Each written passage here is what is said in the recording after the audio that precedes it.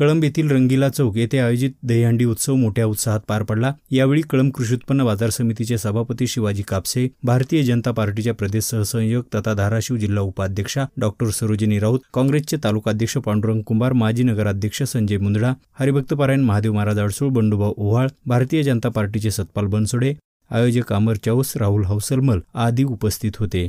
तसेच यावेळी लावणीच्या कार्यक्रमाचे देखील आयोजन करण्यात आले होते। या कार्यक्रमासाठी कळंबकरांनी मोठी गर्दी केली होती।